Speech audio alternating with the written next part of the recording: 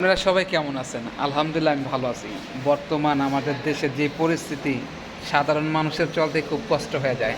তারপরও আমাদের যেটুকু সাধ্যে কুলায় আমরা চেষ্টা করি কিছু একটা করার জন্য।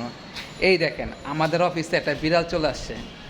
ও ম্যাও ম্যাও ম্যাও ম্যাও করে কান্না করতেছে, ক্ষুধা লাগছে ওর।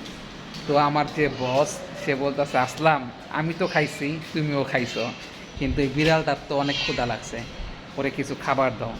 তাই আমার যেটুকু সাধ্যে কুলাইছে আমার প্লেট থেকে দেওয়ার জন্য, তাই ওর জন্য একটু খাবার নিছি।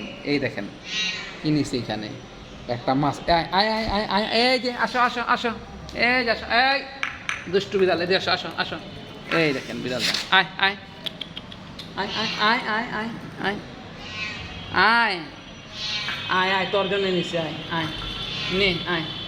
আচ্ছা ঠিক আছে, তো আমি ওরে খাবারটা দিচ্ছি, আপনারা একটু আমার সাথেই থাকবেন। হ্যাঁ, আয় আয় আয় আয় আয় আয় আয় আয় আয়। ও ভয় পাইতেছে, ছোট বাচ্চা বিড়াল তো, ও ভয় পাইতেছিল যেন আমি কি ওরে মাইকটার দেই নাকি বা বাড়িটারি মারি কিনা। কারণ সবাই তো আর বিড়ালকে দেখলে পিট্টি দেয় না। অনেক লোক আছে বিড়ালকে অনেক জানের চেয়েও বেশি ভালোবাসে, আবার অনেক লোক আছে বিড়াল দেখলে লাঠি দেয়া বাড়িও দেয়। তো আমার এই ভিডিওটি আপনাদের কেমন লাগলো আপনারা অবশ্যই জানাবেন। ঠিক আছে, সকালে ভালো থাকবেন, লাইক করবেন, কমেন্টস করবেন, শেয়ার করবেন। ভালো থাকবেন সকালে, আল্লাহ হাফেজ।